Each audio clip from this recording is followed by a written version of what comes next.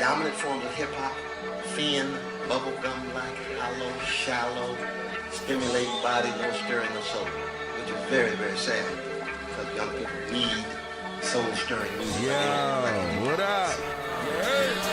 Luxurious. Drums and ammo. Ghetto. Gifted. Ammbaataa. It's Ammbaataa, baby. Check. Don Dada. Yo. What it do, man? What is that, a 3000? Oh, this thing here? Oh, this old, yeah. It does, you know, that's just a prop, though. That's a stage prop. It doesn't have any insides. Come on, man. No, man, you know, I got it. That's my ambiance. You know, gotta keep that flavor back here, man. Yeah, I just got a bunch of records and Yeah. shit. That's like some wallpaper. That's not even real records right there, right? That's like that's that Nah, it's a little bit real. it's It's a real. little bit real. Yeah. All right, so I'm gonna give you the proper intro. This is DJ Amber, This, That, and the Third podcast. I want to welcome my first guinea pig of ever podcasting interviews ever. Jake One, you were like the first cat I ever interviewed. You know, I don't know, what was that? Probably 5 years ago. I don't even know. I mean, it's hard to tell. You know what I'm saying? Whatever. It's probably This is 5. when you had it on SoundCloud, right? Yeah, that's right. Yep. Something like that, SoundCloud. Yep. So that's back in the days. But I want to welcome you to the new and improved This, That, and the Third podcast, where we interview friends, family, affiliates of the Drums and Ammo crew. Man, so keep it real, like, dude, since you started in 98, you know, like your first thing jumped off in 98. As far as Right, as far as Wikipedia shows. right. And since then, you know, you've had that slow burn. You just had the slow, quiet. You know what I'm saying? What do they say? It's like pushing a big rock up a hill. Like, I Yeah. feel like I've been doing that for 23 years or something. But you are, like, I met you in 2005, so you pretty much, you're part of that sorority. You're part of that G-Unit producer clique that was like pivotal to the mid 2000s, and that's like Needlz, Nottz, Red Spyda, Focus, Buckwild, Khalil, DJ Khalil. Yeah, man. So, but in this interview, I don't want to walk it up from like Right. garden and walk it up. I want to talk about what's happening now, because like, you know, I've known you since 2005, whatever, something like that, for real. I was introduced and I talked to the person that connected us, ID. Talked to him last night. Shout out to ID.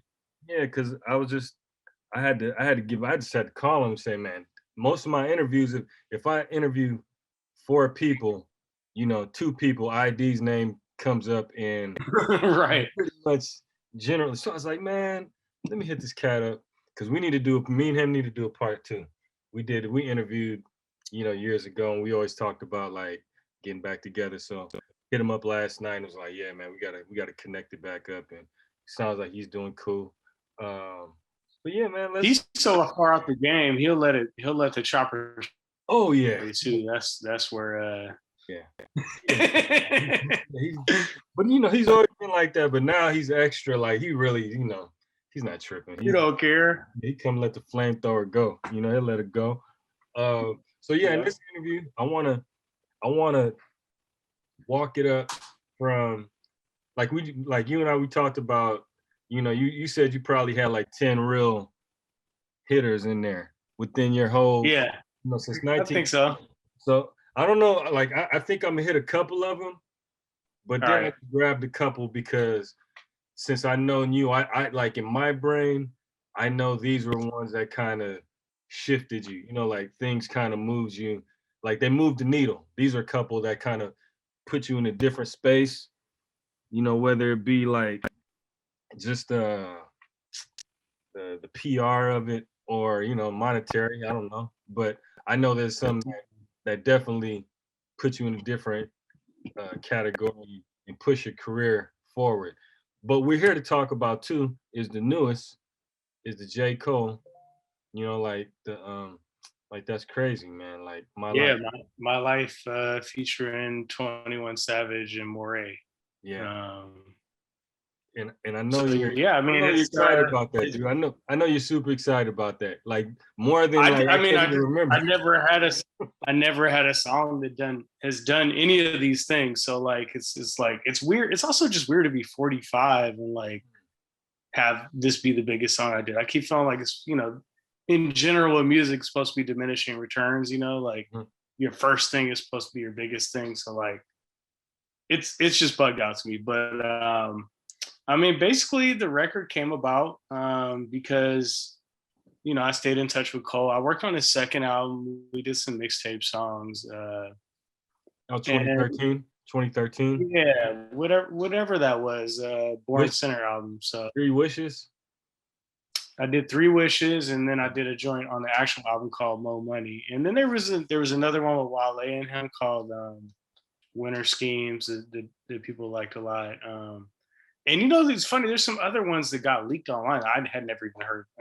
It was like so they never really came out. They didn't officially those other 2 didn't come out, but yeah, like Mo Money was the only one that was like on the record, on the album officially, whatever. Back then the mixtape, she didn't make no money on it, so it was always bittersweet. It's dope now that that's just over. But going back to like for whatever reason, this dude, as famous as he is, never changed his number. So as over these years, when I make something that I think makes sense for him, I'll send it to him. And sometimes he loves him, sometimes he don't. Sometimes he will tell me, "Oh, I love this beat," and then he doesn't do nothing to it, or he's like, "Oh, I couldn't finish it." So there's a bunch of like over the years, like different records that were started and not finished. Now this one, I had already done another one that I don't know. We'll see where this other one happens to be. There's a couple other ones I worked on in this period of time, but I sent him this particular beat in like November. I think I was looking when I actually made it. And it was just one of those immediate where he was just like, send me the sample info. He was like, this is for sure. You sent it to him and then he got right back to you. I didn't even hear the song until it came out because I try not to press these dudes, man. He got a lot of people on his line. It's like, I don't know. I'm not there, so I understand, like, it's just part of it, So, I went and like played golf that day. It was like Thursday. Got off the course, got in my car, and literally just played the song. And that was the first time I heard it. It was like, whatever, I don't know, 9:10 or something. I was like, holy shit. I didn't expect none of that to happen. So I thought it was just going to be regular, banger. He ended up changing the drums. He redid the drums, which I think probably made it a bigger record. Like the way I had done the drums was more underground sounding. The hook, I was blown away by that because, obviously, I'm of the era to know of that hook from the Styles P song with Pharoah Monch. So, and then 21, like he stole the show. So it was just like, and then when I heard it, I'm like, oh, this is like a banger. But I'm not thinking at the time, necessarily chart success. I'm like, oh, it'd probably be like in the top 50 or something, like, because when the album debuts, and I didn't think it would necessarily be the most popular song on the album. It was like, it's a banger, but it's not traditionally what a big streaming song is. It doesn't, we know what all that entails at this point. So yeah, then I'm like watching. This is the crazy thing about when you have songs that come out on this level, and I've had quite a few at this point. That like when they drop, you're looking at the Apple chart, you're like, oh shit, we're number 7 in overall. That's really good, right? Yeah. But like this one just hit number 1 like immediately. It was there the whole week, and I was just like, I was just shocked. Because usually, it's like you get sad because your shit starts like tumbling down after the first couple of days. I was like, oh shit, it's still up there. So yeah, I mean, just the reaction to it was just crazy. I was hearing it coming out of cars, and it's like running really outside like that. And I still heard the song in public. That's how it's like really some shit. Yeah, it was real. And I can only say that's probably happened to me personally, like maybe 3 or 4 other times where it's like a song comes out and I'm around and I'm just like, wow, that car's playing, this car's playing it. That's when you're just impacting something that's just different than like regular music fans, Straight up. Well, man, congratulations, because I know, but the thing what's tight about it is like we talked about it before, like you don't do the A, B, C, D beats for people. Like I just do what I do, man. And it's not like I made that like, oh, J. Cole's gonna get on. I just made it because I thought it was tight. There's not like, I rarely get into a zone where it's like, if I put this kind of drum on it, then I think somebody's gonna use it. I just be like, oh, I kind of like this shit right now. But I mean, it is funny. Like I react to the reaction to music I make. Like when a song comes out and it pops, I'm like, oh shit, I gotta do more of that. It's more in that sense, like, and there's been periods where I've made like, Drake Furthest Thing came out. I'm like, damn, I gotta make more of those because everybody's going nuts. Chance the Rapper, Acid Rain, stuff like that. And it was funny, that song was just a reaction to, when I did French and Hill for Snoop. It was like part 2 of that, so like in my mind that's what it was, and it's some of the same sounds. So I've been over here chopping up samples and putting them behind some 808s all week, so we'll see where some of these land, hopefully. And that's everybody on me, I need one of those, it's like I can't make the exact same thing, but everybody's on I get the like space in which it's coming from. Exactly. So you picked, okay, you got 2 on my list. We're synced in. We got, I don't even got that many. We 1, 2, 3, 4, 5, 6, 7. Yeah, 8. We only got to go through all of them. You know what I mean? Right. But those are 2 of them. So I want to start with G Unit, 2003. Better Ask Somebody, because to me, that was like the grand opening for like Right. one on that scale. You'd been doing stuff, you've been, gritting and grinding on that I don't even like to say underground, but I'll just say, indie hip hop. Well, I don't even think it's like a bad thing, because I think like, when we're doing, I feel like most of the time I'm making underground music, it just somehow the artist on it can make it cross over. And that's my goal with it. I want to reach as many people as possible, but I still want to do the shit that I like, which is more dirty shit. So Better Ask Somebody was, I think that was, I don't know, maybe a year or 2 after the Chronic 2001 had come out, or whenever that was. And that was just the style of the like, kind of marching band. The drums were doing that, no, you didn't have no hi-hats in it or nothing like that. And I got the sample. It's funny, I bought the sample in the Bay. I bought it from, I went to Joey Chavez's house. I was visiting down there. I linked up with him. And he sold me some records, and that was one of the records I bought from him with that sample on it. And I heard that part, and I don't know, I just thought it could be cool. I ended up making the track. I can't say when I made it, I was like, oh, this is the one. Most of the time I don't think that in general what I'm doing, but it finds its way to Sha Money and those guys, and they cut to it. And there's another one, I did not hear the song until I went to Music Land and bought the CD. Like I'd sent the files, all that stuff had happened, but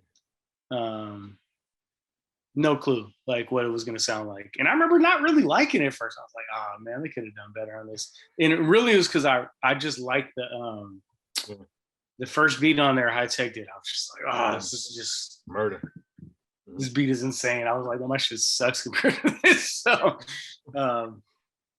it was definitely a good one. It just, at that point I was really like, I just want to be on an album that's like in every store. That was kind of my thought at the time. Like, I could just get on something big, and I know like any store I go into, they got something in here I did, And you were still working at that point, right? And it was just like I went and got that CD on my lunch break. So like 1,000%. Oh, that's crazy. So when you did it, you already with Shaw Money XL, right? You already affiliated with him at that No, time? I wasn't connected you with were- him. That was kind of through this dude Fusion that was Mad Skills' DJ, and he was on tour with them. Somehow Skills was opening shows for 50 at that time, and he gave the beats to them. So funny side story on that, Skills sent me a video of him at E40's house rapping to that same beat before Better Ask Somebody. So that exists. they recorded to it? They recorded to it, yes. So Man. whenever like True Deep and all that was out, when Skills was on Raucous, it was like that time. Man, that's crazy. So there's a Mad Skills song with E40 With E40 on that. What do you remember anything like? He's probably gonna put a clip up. He'll put a clip of it out, I'm sure. Like at some point, yeah. What was it? Anything else on that? So that was kind of like the kickoff to me. You know, that was kind of like the. It was, but kickoff. I couldn't say like my life was just changed though. You know what I mean? Does that make sense? Like it was dope. I don't know. Maybe I got like 10,000 for the beat or something. I mean, I used a sample. I didn't get no publishing, so I missed hella money on that. That was like my first lesson. Like, oh damn, sometimes they'll just take all your publishing if you sample. Which I probably missed like 6 figures on that, which at that time would have just been like, I wouldn't even have known how to act if somebody gave me $100,000 in 2004. You're like, Jake One is in TMZ doing Wildin' Out, tripping. I just would have been, I mean, for me, it would have been stupid shit like buying every record possible, which is pretty much what I'm doing now. So not much has changed. We're gonna move it up. So this is man, this is one of the ones that like this is a marker in my life because I remember I could paint a picture of where I was literally the first time I heard it, you know, like the vibe. So this was 2004. 2004, you had Rock Cocaine Flow, De La Soul, right, June, and we just happened to we were together the first time you saw it perform live. Is that in the Bay? It was, huh? Yeah, okay. Yeah, because they were. I don't even remember that. That was that's crazy. Yeah, because we Where was that, like Mezzanine or something like that? It wasn't Mezzanine. It was a spot that I don't like. It was don't worry about it. It was a weird spot. All right, wherever it was. Yeah, it was in San Francisco though. Well, San Francisco. Right. And it was De La, you know, and Rock Cocaine Flow dropped, and it ended up becoming one of their staples. Like you got one with You got one with, I mean, as far as hip hop goes, those are staples. Those are. I mean, they might be my favorite rapper ever. Like, I mean, I might put De La Soul's Dead as like one of my favorite albums, just period. Like, it's just, and I think like when I first was getting hip to like samples and stuff, like that album really piqued my interest on all that. Like, it just, remember, I think I was a freshman in high school. I was like playing baseball for high school, and I got that tape, and I was like just listening to it every day. And they one thing they did in there was they listed some of the records they used, which I want to say like the Lou Donaldson was clear. There's a couple things in there. So, you know, my dumb ass is just to go to the record store like, you got this record, Lou Donaldson, you know, Shing-a-ling. They're just like, no. But anyways, it got me thinking that way. You know, that beat I made, it's funny. I remember the room I made it in and like all that stuff, but I don't really remember making it. I just, you know, I know the big thing that, you know, everybody talks about, the slow up, speed it down thing, but that was just me trying to be on Rockefeller. Like that was really what I wanted to do at that time. That was when like maybe Dynasty was out or Blueprint and all that was out. And they always had them songs that started with the like, dum, dum, dum, dum, dum, dum, dum, dum. And I just had programmed that thing. And for some reason, I just like started doing the tempo up and down, and I recorded it like that. And I was like, oh, that's different. And I was like, that's pretty cool. At the time, I'm like, I was connected with Busta at that point, I think. Yeah, I think around that time I had connected with him. And I was like, man, I should give this to Busted. I could just hear him yelling on this. Like, it just sounds like the intro to his album or something. That was what I thought.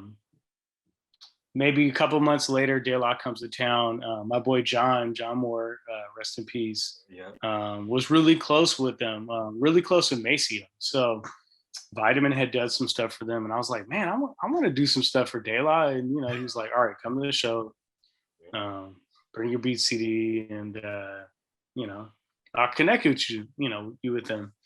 And, yeah, you know, it was regular, just handoffs, some music. I mean, they clearly didn't know who the hell I was, but they listened to it. It's also, I think, you know, like I always have a lot of people ask me, like, man, how do you, you know, get your music to bigger people and blah, blah, blah. Like in our era, there just wasn't like literally 100th of the amount of people doing beats. So like they might actually listen to a beat when you gave it to them, you know what I mean? Back then, because they weren't getting flooded. So I don't know, maybe like a week later, Paz calls me and he's like, he picked like 8 beats off the thing. I might have had like, I don't know, 20 something beats on there. And that was one of the beats. And then another one they ended up using too, one with Common. They also, you know, he told me to hold that. And there were some other ones that he wanted me to hold. And I was like, dope, I'm excited, obviously. Maybe like a month after that, he was like, yeah, man, we got other one we don't end up doing. He's like, man, I think you're gonna like it. It wasn't like a bunch of hype, you know what I mean? It wasn't like the gas was not being thrown. It was just like, yeah, it's turned out pretty good. So then, I don't know, the song they might have put out that song first for that album. I don't really remember.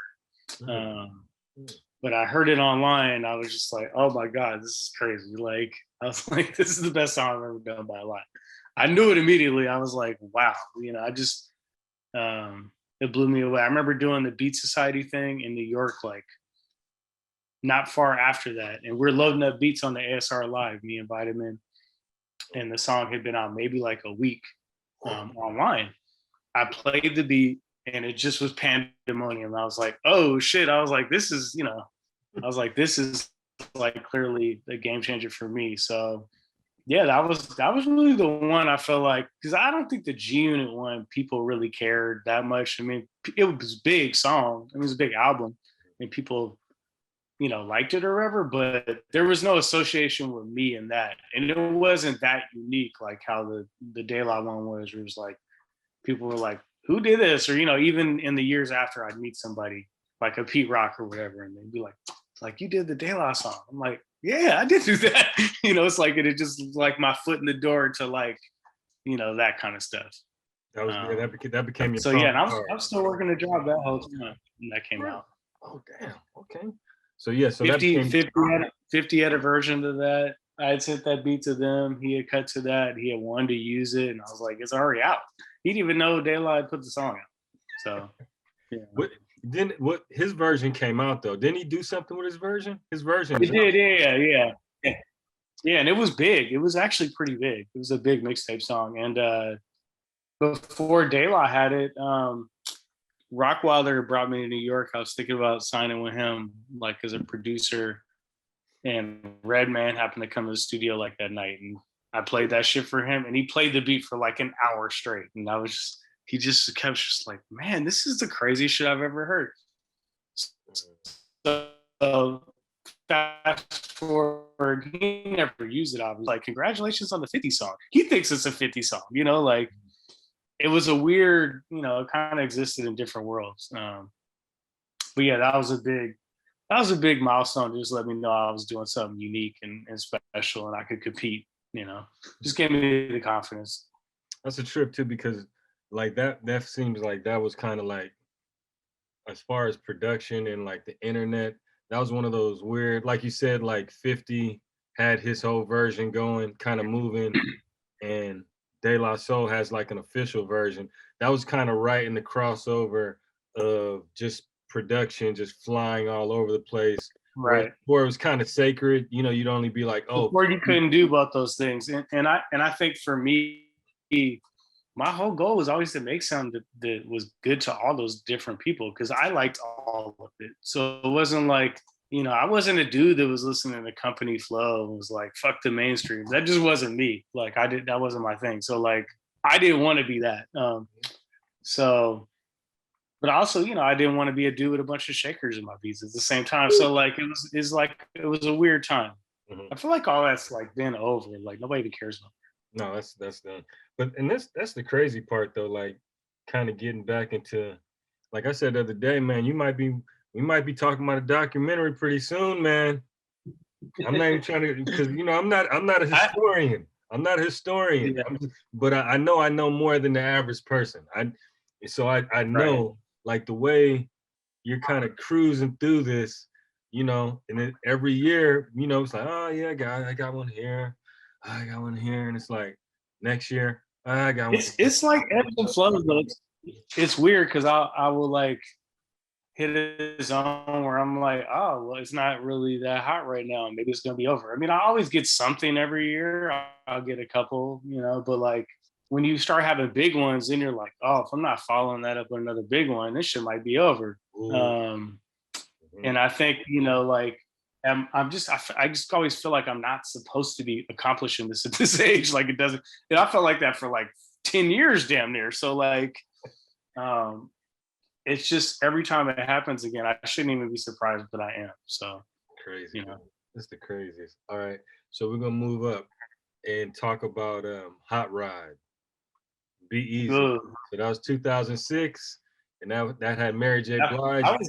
That was G, right. Still G Unit. Yeah, for sure. I think at that point that was the best beat I made personally for me. I just thought the beat was the shit. The funny thing about that is that's the first beat I really did using another musician, another producer. At that point, I was just all samples. And I met this guy named Malay. I can't call him a kid because I think we're the same age, but he was from like Bellingham, a friend of mine, Redskin. He was producing this stuff, and I remember like hearing some of Redskin stuff. I was like, man, the music is kind of dope on this. The drums aren't right. Like it's not right. I was like, man, this is like the music is dope. So I don't remember how we exactly connected, but he just started coming over and playing on shit, or he would send me like, what people were making loops. I would tell him like, I want stuff like this. I'd play him the version of some songs, and he would make the shit. Be Easy was like, he had sent me that guitar riff with the bass line, and I was just like, chopped it up in the ASR. That was my thing. I always wanted to keep it the same process because I thought that's what would keep it me, and not just like, I listen to like guys who use live musicians, and it'd be like, oh, they just like some old dude playing. Getting that same thing with all the stuff I was doing with live musicians. I really try to chop it up and make it my own. So yeah, that was a beat that was done like that. It's crazy because Malay ended up going on to produce Frank Ocean's albums and all kind of stuff. Like, but he was just open my eyes, like, oh, I guess I don't gotta, flagrantly sample all the time to be me and make something that I think is dope.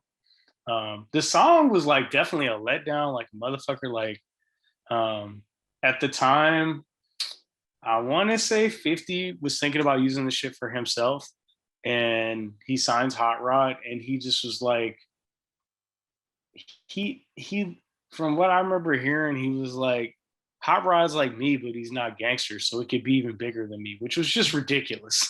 Like, it was such a ridiculous thought.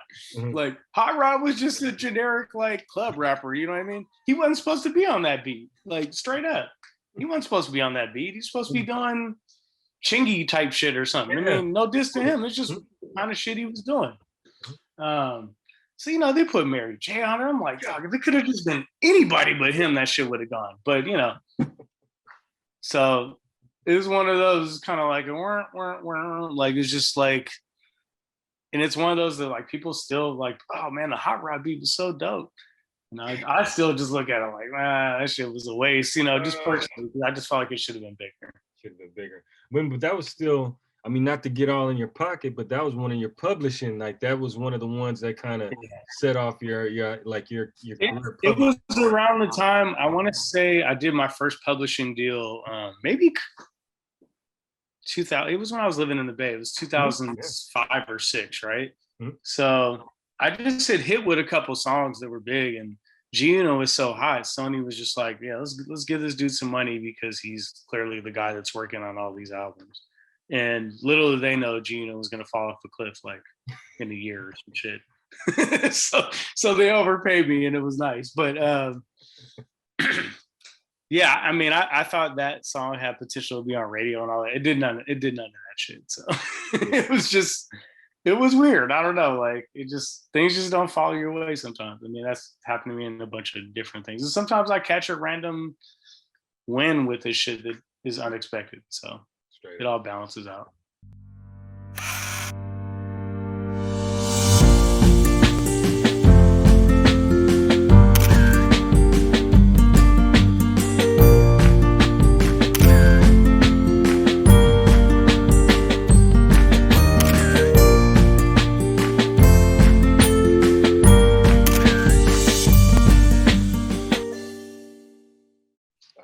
So we're gonna move it up. 2012, we're gonna skip up to Three Kings, Rick Ross, Jay-Z, right, and Dr. Dre. Right. How did that go down? I made that beat like right around the time my daughter was born. That's one reason why I really remember, because I remember like I moved all my equipment in the garage, and it was like the sound was bouncing around all crazy. But I made a bunch of bangers in that like janky ass setup. I want to say I heard the Lord Knows record that Jessa did for Drake, and I was just like, it's like, damn, man, I got a bunch of gospel samples like that. I was like, I never thought to do it that way. So I don't know, I made the beat. This is when I was in the deal with Aftermath, so I was sending them everything first. I think Dre went to Miami and like cut the thing with Ross. And I remember I heard about it from the A&R Brandon. Brandon was like, man, they got this song. It's crazy. Like you're gonna flip out when you hear it. And then it sat for like a year or something. Nothing was happening, which, I had a bunch of songs with Dre at that time that who knows, it was like, this is just what it is with, in that situation. You do your music, you hope it comes out. Somehow Ross convinces him to take it for his album, or I don't know who did. And I get a call from the A&R Aftermath, or I think Curtis was whoever was running it. She was just all matter of factly like, yeah, so tomorrow they're gonna put out that song we did with Dre and Ross, and Jay-Z's on it now. And I'm like, what? Like, I didn't know nothing about it, like, so it was really bugged out because I happened to be going to New York like the next day. So I get to New York and I'm there when Funk Flex debuts it. So like I'm outside and he plays the song for like 45 minutes straight. And just to hear the shit coming out of every car, it was just like, I don't know, man. It was nuts. I mean, I don't know if I'll ever have a feeling like that, because it just, New York is always going to be like the mecca for us that came up in the 90s and stuff like that. Like that's where everything happened that we wanted to be a part of. So to be there and just hear your shit blasting everywhere. And in the whole weekend, everywhere I went, it was playing, like everywhere, like cars, grocery store, restaurant. It just didn't matter. Playing. So yeah, that was an amazing experience. It shit came out, because I have other music I feel like is better than that didn't get heard from that time too. So like, but sometimes it just takes the right person to believe in it. That's crazy, dude. That's the craziest. All right, man. So this is a sneaker. Was the Acid Rain, Chance the Rapper, you mentioned. Oh, right. And that's like a slick one, because it wasn't like a hit, but it still was. That was like, for me, one of your first, like, I don't even know if you had a lot of like internet, like viral songs that just kind of like Yeah, that becomes like the foundation is from the internet. for sure. Right. And at that time, I think like the guys from my era in the early 2000s, we were just used to getting paid for stuff that, I mean, I caught the tail of this where you would get paid for shit that wouldn't even come out.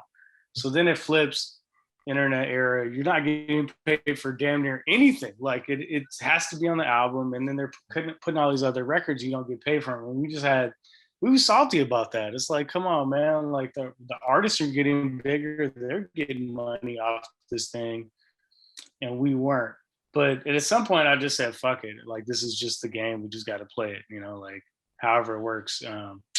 I basically sent him beats just purely because my boy Spyda was trying to sign it. Like that was I didn't know who he was or listen to him or nothing.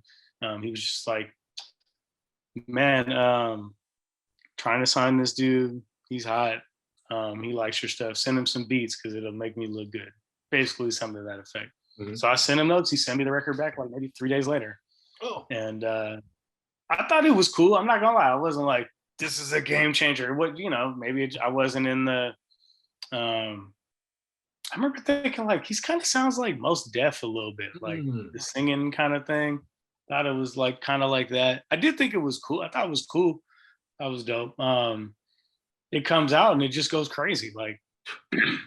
And then I'm thinking like, damn, man, like this song is so big and I'm not getting nothing. Like he was supposed to do a record from me, for me for whatever album I was trying to put together, and he never did it. He just like went super Hollywood. It was just a whack experience on that level. But the song touched the youngsters so hard. Like I remember when I was first working with Sam Wish around that time. He's probably like 17, 18, something like that. And he heard this song and he like calls me. He's like, "Man, this is the best song you've ever done in your life." And I was like, "Really?"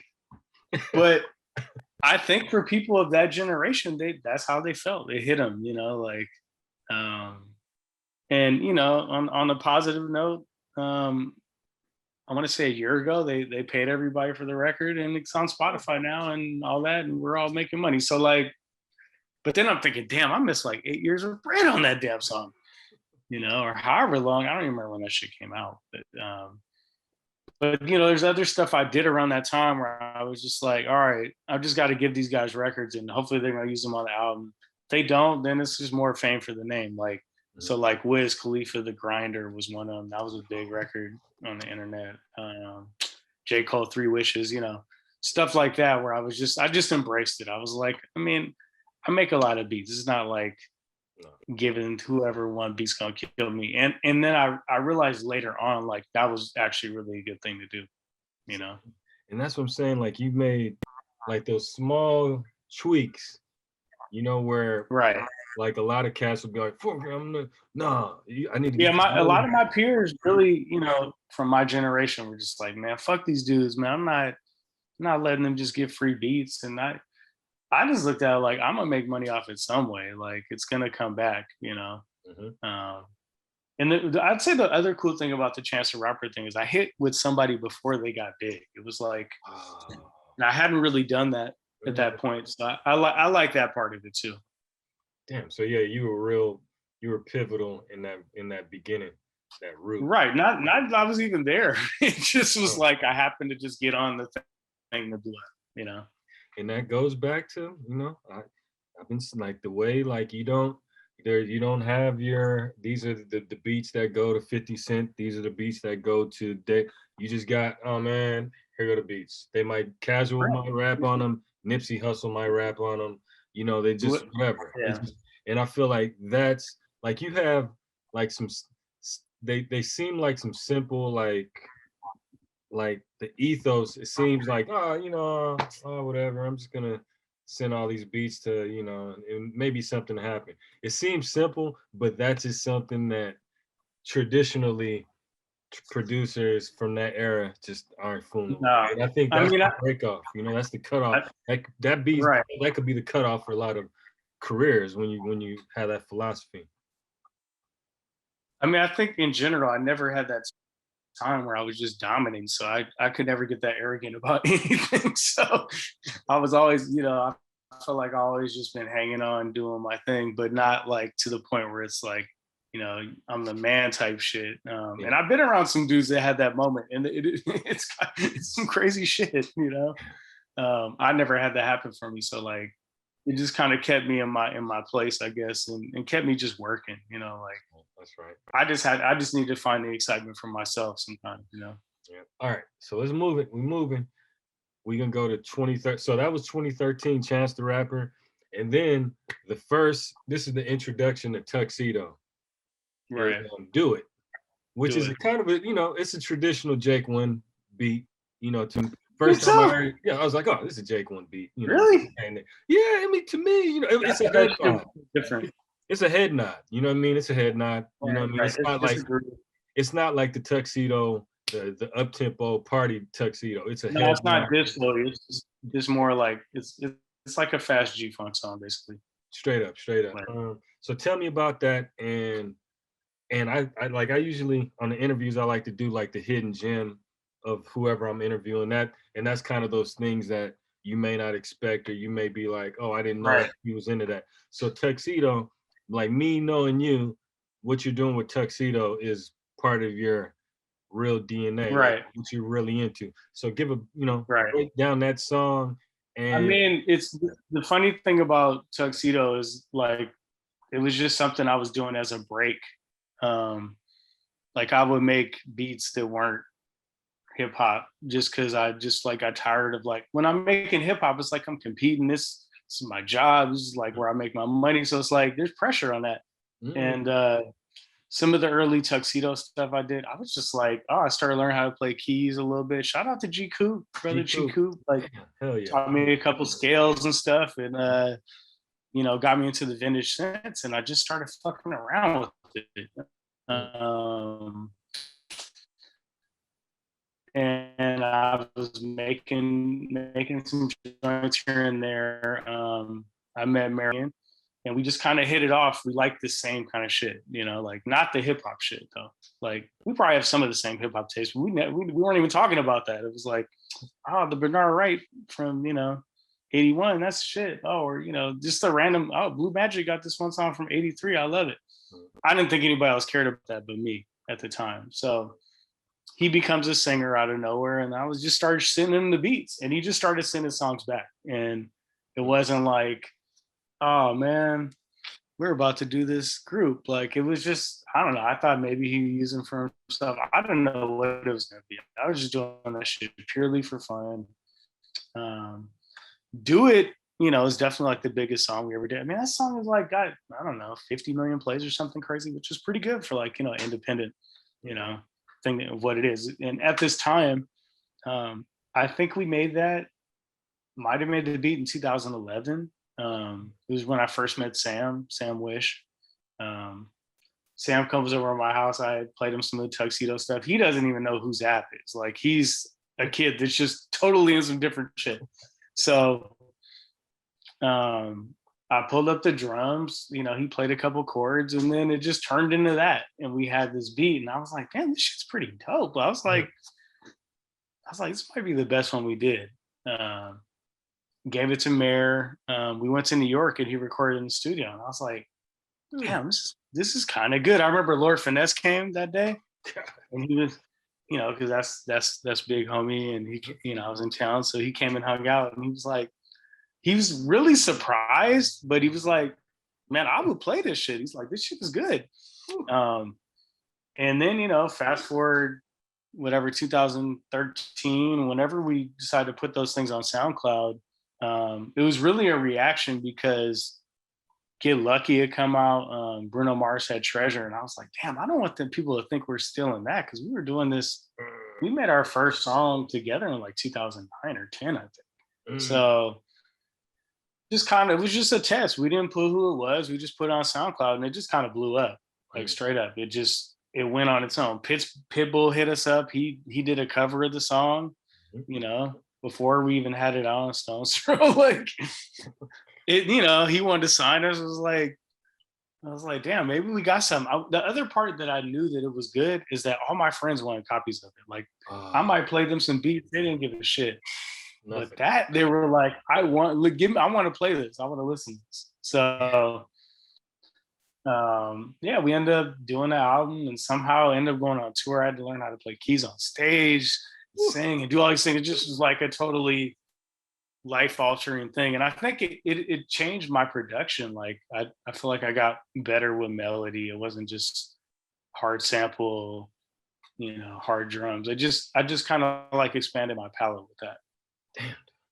This is a weird movie. I'm telling you, man. It's For a sure. weird movie, man. This is like I mean, it's weird. It all takes such a long time. And it's like, if all this happened in 10 years, it would have been, I feel like, more incredible. But it's like in slow motion, All right, so we're moving along. Let's get to 2017 Been Down with Nipsey. Been Down, Nipsey. What's crazy about, I was talking to Mike from Mike and Keys about this song yesterday. That was the first time I actually really had been in the studio with Nip. It was 2015, and it's also relates to Tuxedo because I was in LA a lot because we had shows and we had to rehearse. So I would do that during the day, but then I'd be like, man, I need to get back to hip hop. This is crazy. Like I can't just lose who I am, So at night I would go hard to the rap studios, like. So I was rehearsing during the day, and I ended up going to the studio Nipsey and Mike and Keys had. Hung out with them, talked to Nip for like 2 hours or something crazy. He kind of told me his whole, situation. Like, yeah, I just did this deal, but we're not, we're keeping it quiet for now, and whatever. And then he was like, you got anything you want to play? And I was like, I just thought of that beat because the story it told, it was like basically everything we had talked about. Like in the beginning of the record, the sample says like what we were talking about. I put it on and he just immediately did it. And he's in there recording. I cannot find the video from that day, but yeah, it was special, man. Like Mike was, and I didn't know this at the time. Mike hit me the next, like, yo, Nip never records nothing when he hears the beat. He's like, that's very rare. He's like, so he's definitely gonna use that. Whoa, that's crazy. So yeah, maybe, and then we did Loaded Basses a little later, and I want to say some of the other ones I did that were co-productions were already done at that point. So I just, what I really liked about him was that he was a traditional rapper. You know what I mean? It wasn't like a bunch of singing and all that other shit. He's like very traditional, and everything he said, he really meant it, and he was living all of that. So like, I knew that at the time. And then when the album was being made, I was just like, wow, this is like a statement, like just, he really got what he wanted to get across on that album. I didn't know if it was gonna be like a big commercial thing, because I would even be like, damn, he's not gonna do no like kind of poppy songs. He wasn't doing nothing. You know what I mean? I think Atlantic was trying to get him to do stuff. He was just not fucking with it. He really stayed true to his shit, and I really respected that. And it's just dope he brought me along for it. Like I didn't, I wasn't there in the early days, so like I met him on Twitter. I think he reached out to me on my email from Twitter or something. I went to one of his shows, and kind of from then I'd send him beats, and yeah. And the thing that's trippy about that one, like you've had a bunch of songs that have been like of the time, like they're really like kind of culturally, but I feel like that one was like, that one felt different because Nipsey, like that was kind of like the moment. Well, that was the moment. It was right. Well, it was going to be the first song on the album for a long time, and I think I don't know. I mean, I think he ended up making probably a better choice with the first song on Victory Lap, but he was like, I have to still put this out. He's like, I want to announce everything with this record because it just, and it's funny, it's what I thought in the studio, and we had that conversation. He's like, because I'm announcing I'm doing this partnership with them, like, it just was so random that the sample said all that it just kind of like I don't know. I'm not in the studio with people that do these kind of things normally. I'm usually just sending beats. So it's funny that like I feel like that wouldn't have happened unless I was there that day. And it really played out the way you kind of thought, like, and it played out that way, yeah. And then, for sure. That's crazy. Sure. I think Nas was supposed to be on that initially. That never happened. There's supposed to be a second verse for somebody else, but they just never got done. Damn. All right. So this is the last one, man. I'm not gonna hold you. This is 2000. So I'm going backwards. So Drake's Furthest Thing. This thing. 2013. Yeah. Furthest Thing was that was a big one for sure. It was weird because, you know, he had like followed me on Twitter or something. I don't think I was following him. So I was like, damn, is he gonna be salty I'm not following him? And I was like, I think I was in Hawaii on vacation. Like every song I'm playing on the radio was this shit. I was like, I'm tripping, man. I need to D him and send him some beats. Like, what am I doing? So yeah, I sent him some beats. We were at the Alani in Hawaii. I sent him like whatever the pack was, and he was like, man, he's like, I really like these three. And it kind of just went on that way for like about a year, I guess. And there's various things he recorded too, like the record J. Cole used. He had a song too. He originally was going to use that. The beat for Mo Money, that was a Drake joint. And you know, basically, I'm just sending him stuff. He randomly sent me like a song with a verse on it back then that ended up coming out on somebody else, like this dude Nicholas F. That he was like one of his old school people. He ended up giving him that record, but he had sent me that verse at first, and I was like, wow, this is ill. I was like, because I felt like what we were doing with the beats was like a kind of dirty version of what they were doing. Like I'm using like some samples, you know, like that chill stuff he was doing, you know. Yeah. I'm programming a little different, probably the ones that, you know, stuff they were doing. So he was gravitating towards all that. So like, it's funny the Furthest Thing ended up being like more of a traditional banger kind of joint, because that's not the stuff he was really picking out of the ones we were doing first.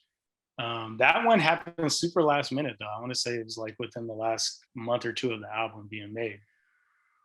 Yeah. So you just kind and then there was drama. We couldn't clear the sample.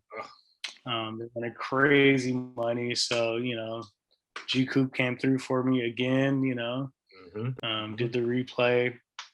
And it came out, and that was when I knew immediately. My heart was like, "Oh, this is the shit!" Like, you know.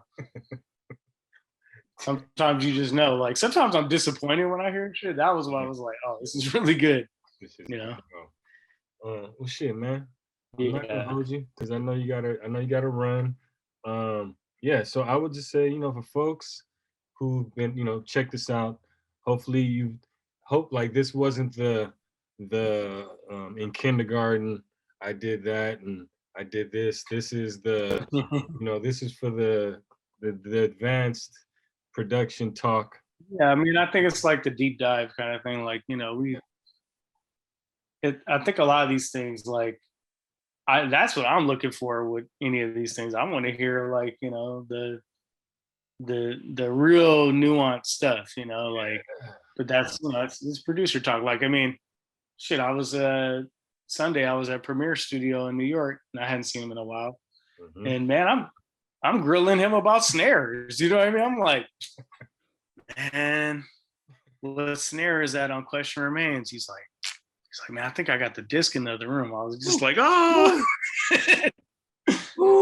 So like, you know, I live for this shit, you know. Okay, look at you. Well, man, what's up? You got J. Cole happening. Is there anything else happening with Jay? Man, I actually got a bunch more joints coming that I did like actual beats too, not just the loops. So I'm not gonna jinx him. I stopped doing that a long time ago. So, but I got some good ones. I think a couple of them might surprise people too. Okay. So you got Snare Jordan. There's always, you know, Snare Jordan's out. I put out my first beat tape on wax finally. That thing's about sold out, so I don't know if there's more left, but Seaplane. Okay. Yeah, it's on snarejordan.com.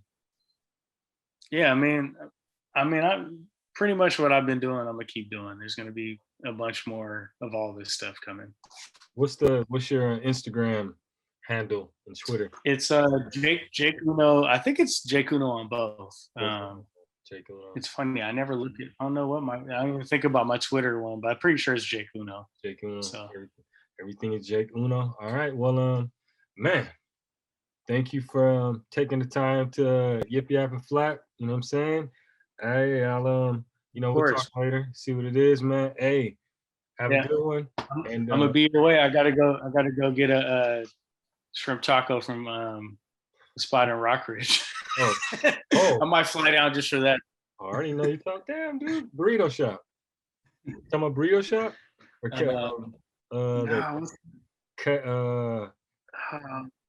Cactus. Oh man, that's. I might just fly down just to do that and go to Group Merchant and come around. Woo! I hear you, man. Hey, thank you. I'm gonna catch you, man. All right, peace. I'm gonna talk to you, man. Boy, peace. All right, DJ Ambush for this, that, and the third. Signing off with the homie Jake Wizzle, and we'll talk to y'all later. Peace.